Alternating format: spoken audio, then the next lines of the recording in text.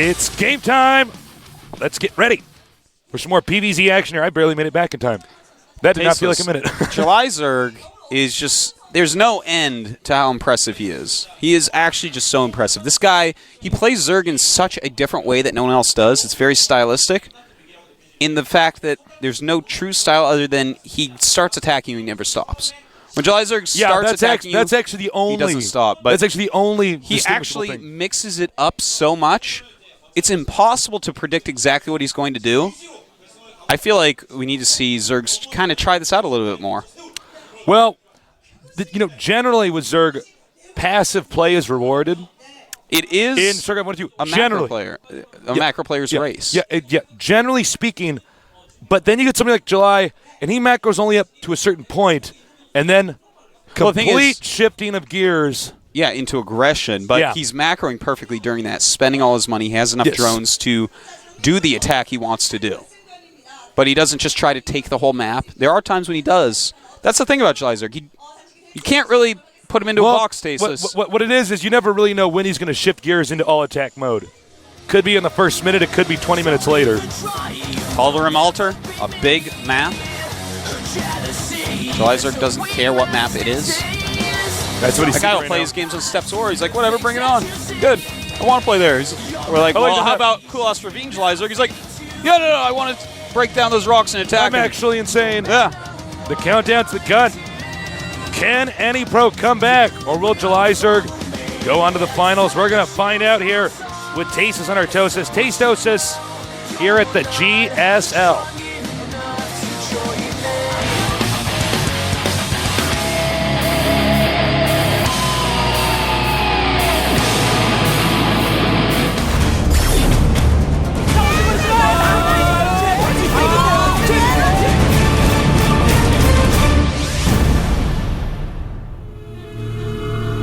It's game time over here at the bottom left. Our Zerg player up 2 wins. Stage light.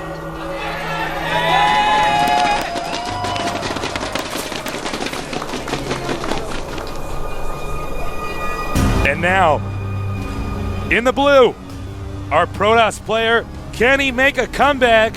He is... anypro Prime, we. Can he, Tasteless? I don't know. I'm beginning to doubt it. I was thinking this was going to be 3-2, but July Zerg's even better than I give him credit for, which is hard to do. Thank you, Intel and G-Skill and Coca-Cola. And July Zerg and MC and Tasteless. And our viewers, thank you. Thanks to the people who refilled the hot water machine in the waiting room. I got to refill my tea. Yeah. Thanks for the people that who I work mixed at with the coffee Coca-Cola. shop. Oh, yeah?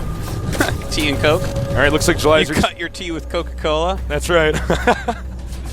Now, we have, looks like a pretty orthodox opener. Hatchery first. No shocker, really, considering the other two openers that he did. Yeah, big map. So there's going to be a little bit of downtime here as this picks up. So I have a confession to make, Artosis. Okay, what's your confession? I've been playing, well, the first part of this is not a confession. I've been playing on the U.S. server a little bit more. Yeah. Which, by the way, is nowhere near as good as the Ukraine server, but that's not what I wanted to say. I have been using a fake account, and I've just been I've been trolling people. I actually go, I'm in Masters right now. I go, so do you play GSL? And people go, did you follow GSL? And people go, yeah. And I'm like, oh, so you know who Tasteless is? And they go, yeah. And I go, I think that guy's a douchebag. What do they say, Tasteless? Usually they don't really care. Sometimes they say no. And then I go, no, he's actually really stupid. He mixes his pronouns up. I don't like him. And then every once in a while someone goes, yeah, I know, he is stupid. And then that's when I go, uh-oh. Time to take a ladder points. And then he beats you, and you're like, oh. That never happens, Artosis. Oh. Sorry. I've been trolling nerds for over a month right now. Like a boss troll, I'm spamming LOL, caps locks, not laughing out loud. You got stuff in my face with Cheetos, drinking RC Cola, because that's what trolls eat. Oh, Tasteless. You're such an X-17er. I'm so from the U.S. East server of StarCraft 1. It's the only channel on that server as far as I know. Now, we have Gateway and Forge here.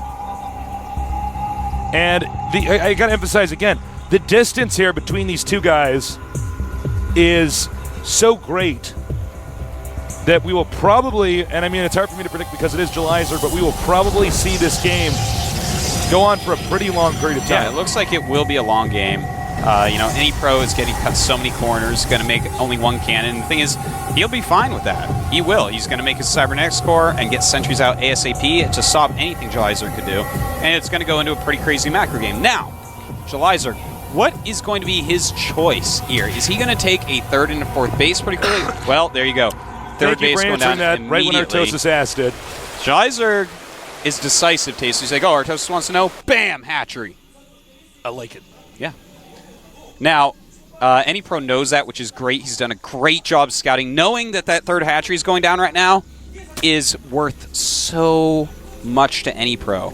Now he can adjust his build, because if he was thinking he was just going to sit there on two base and build a bunch of units, he's got to think again now, Tasteless. That might not be the greatest thing in the world for him to do at this moment. Probably not going to get a second cannon. Definitely going to keep chrono boosting probes out here. It's not as easy to take the third base. Wait for it, Artosis. It's a Stargate. Proxy Stargate. Very interesting. Now, here's the cool thing about that. You made the sound of Grover having pleasure. I just want you to know that. That's actually what you sounded. Grover having pleasure. That's what you sounded like when you saw the Tasteless, Stargate. you are a king. And a Zergling does sneak by. But I want to talk about how cool this proxy starport is. Yo, go ahead. Because that's just one Zergling. He's not going to do a whole lot except scout. He is going to notice probably there's something missing, though. Now, Jelizer is just now getting his lair, droning up a lot. He is going to get another queen, but he has no creep out. Now, if you just chrono boost out a Void Ray and then a Phoenix, that Void Ray should be able to take down this hatchery. There's going to be one queen at it. You lift the queen with the Phoenix, and the other queens are just too far away. There's no creep spread whatsoever yet. And we're going to have to see if the timing works out just right for anypro. But I'm feeling like this could be a beautiful thing. But he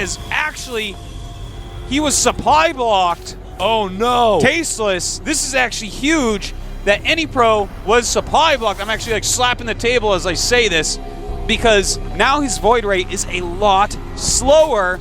Suddenly, everything changes, Tasteless. This is a huge blunder. I'm actually a bit shocked that anypro is doing this in a televised match. You normally never see somebody miss a pylon, especially not the first 5 or 6. I mean, there can be excuses, when you're over 100 supply and there's, battles going on. Yeah, no, the Zergling, his main must be throwing him off a little bit, Tasteless, because missing that pylon, slowing down that Void Ray for so long, Jelizer should be able to hold on to this expand. making 2 Roach Warrens.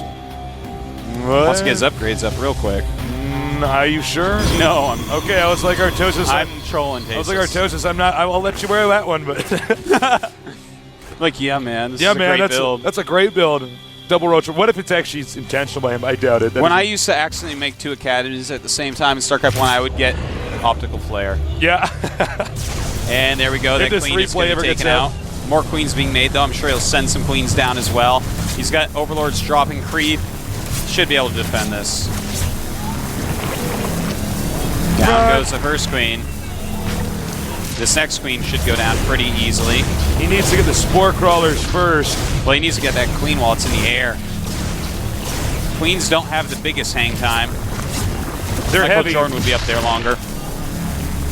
And these spores, looks like he will be able to get some down enough to stop. Oh, he's going to lose it. Yeah. Ah! All right, now. All right, this game might anypro not go on for very long. anypro is making another Nexus, but his Stargate has been found. Oh, this is so bad for anypro. I honestly feel bad for the guy. Yeah, no, everything's falling apart for him right now. He's in a very bad spot. The thing is, when you go for this Stargate tech, you really have to have a great plan and great follow through with it, because it's going to make it so that you can't do any true attacks on your opponent for quite a while. This allows them to basically do what they want. July can ink another base right now, and he's safe on it. No way it's going to be taken out. Hydra's sending those away. And Jelizer is going to have to decide right now what he wants to do with this. Will he make another base? Yes, in fact, he will. There it is. He answers. He can actually double expand. Yeah, he could make even another. Yeah, I mean, because his opponent has gone for Stargate, which hasn't done anything. And the Stargate's been killed now. Yeah, and he's made another Nexus that we see right there. Yep. And that just means that Jelizer can basically do what he wants. And I would like to see another hatchet from July Zerg. I wouldn't mind that. I'd be happy with that.